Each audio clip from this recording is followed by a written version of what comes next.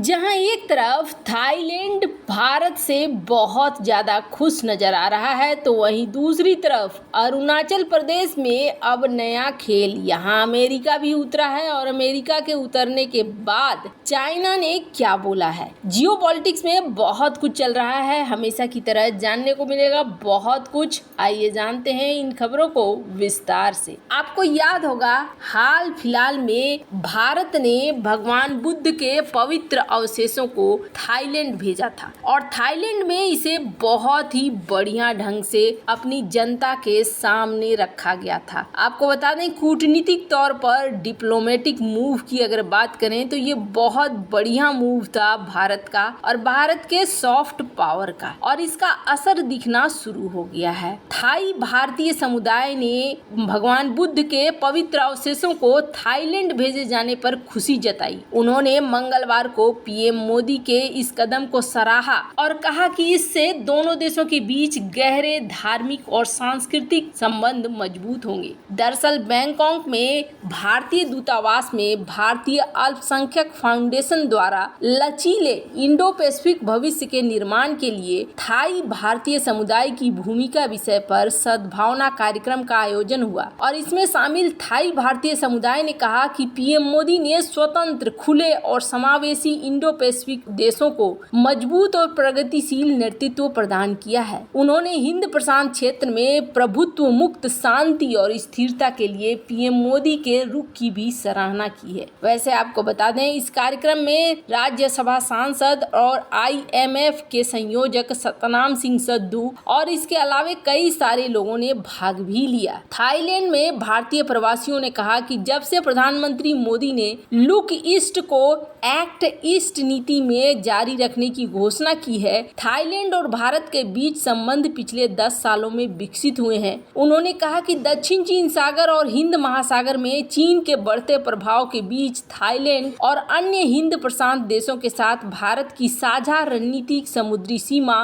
भू राजनीतिक महत्व रखती है। बौद्ध समुदाय के सदस्यों ने फरवरी से मार्च 2024 तक थाईलैंड में बुद्ध और उनके 2 शिष्यों के अवशेष भेजकर अस्थायी रूप से स्थापित करने के लिए पीएम मोदी के इस कदम पर आभार व्यक्त किया और उन्होंने यूएन में पीएम मोदी के संदेश और बौद्ध धर्म के सिद्धांतों के माध्यम से ग्रह को संघर्ष और हिंसा से बचाने के लिए भारत के मिशन की सराहना भी की। आपको बता दें, ये जो आयोजन हुआ था, इस भीड़ को आप देख सकते हैं। ये भीड़ बताती है कि ये आयोजन कितना ज्यादा महत्वपूर्ण था, कितने सारे लोग यहाँ पर शामिल हुए। न सिर्फ इतना बल्कि थाईलैंड के राजा राम भी इसमें शामिल हुए। वैसे थाईलैंड और भारत की संस्कृति की बात करें तो ऐतिहासिक तौर पर दोनों देशों के बीच में काफी चीजें सांस्कृतिक रूप से अच्छी रही हैं। इतिहास में जाएंगे तो इतिहास में आपको देखने को मिलेगा कि भारत की भाषा संस्कृत का थाईलैंड की भाषा पर भी असर है। इसके अलावे कई सारी चीजें हैं। भारत ने ये एक बहुत बढ़िया कदम उठाया है जिसके जरिए रिश्तों को मजबूत किया जा रहा है। खैर, जहां एक तरफ ये सब कुछ चल रहा है, वहीं दूसरी तरफ अरुणाचल प्रदेश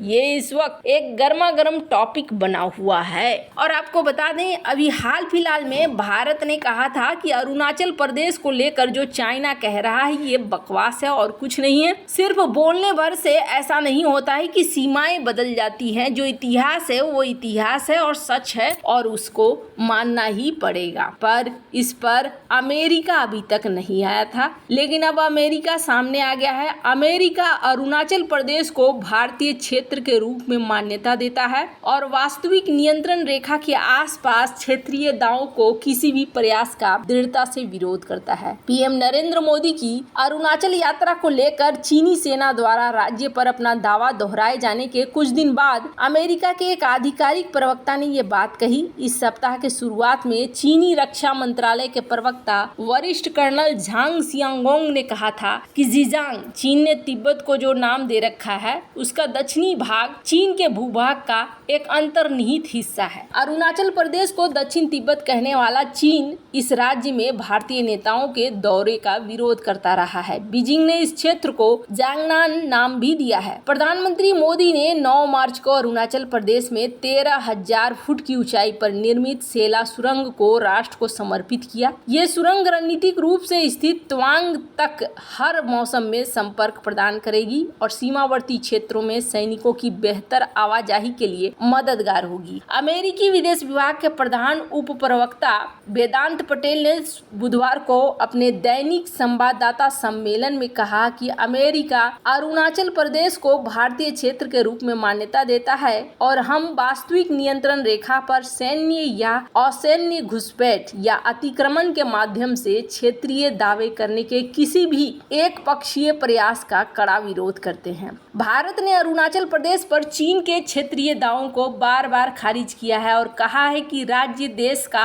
अभिन्न अंग है। भारत ने क्षेत्र को मनगढ़ंत नाम देने के बीजिंग के कदम को भी खारिज कर दिया और कहा कि इससे वास्तविकता बदल नहीं जाती है। भारतीय विदेश मंत्रालय ने मंगलवार को कहा कि चीनी रक्षा मंत्रालय के प्रवक्ता हालिया बयानों का चीनी मंत्रालय के प्रवक्ता जो हाल में बयान दे रहे हैं उसको हमने देखा है। अरुणाचल प्रदेश के क्षेत्र पर बेतुके दावे किए हैं जिनका कोई मतलब नहीं निकलता है। इस बीच ना डॉक्टर एस जयशंकर की एक बात बहुत ज्यादा इस वक्त मीडिया में चल रही है। स्क्रीन पर एक आर्टिकल देख सकते हैं। External affair minister doctor S Jaishankar ने 20 मार्च को कहा कि जो फॉर्मर प्राइम मिनिस्टर थे जवाहरलाल नेहरू, उनकी जो फॉरेन पॉलिसी थी ना वो चाइना के तरफ थी और एक ऐसी पॉलिसी थी जिसको बबल कह सकते हैं आप, और वो बबल फूटा। इन्होंने कहा कि अर्ली स्टेज में जब भारत आजाद हुआ था और उसके तुरंत बाद जो फॉरेन पॉलिसी बनने लगी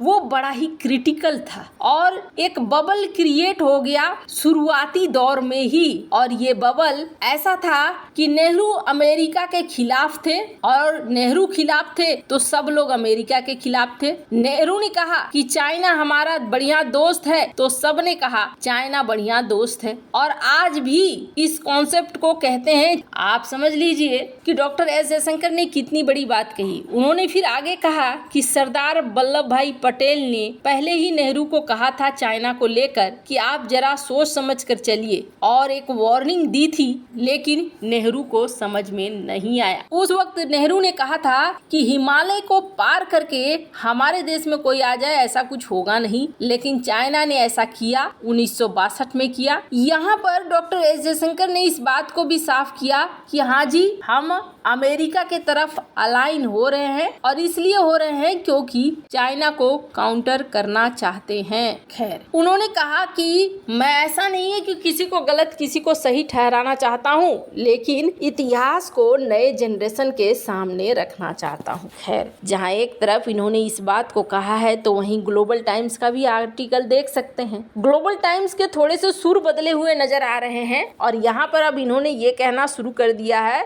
कि जो कुछ भी ये अरुणाचल प्रदेश में कर रहे हैं, जिसको ये जांगनान कह रहे हैं, वो सब कुछ चुनाव के लिए कह रहे हैं और इलेक्शन पर्पस के लिए ही ये सारा कुछ हो रहा है। खैर आपको क्या लगता है इन सब मामले में, आपकी क्या राय है, कमेंट कर जरूर बताएं। जल्द मिलते हैं अगले वीडियो में नई खबर के साथ।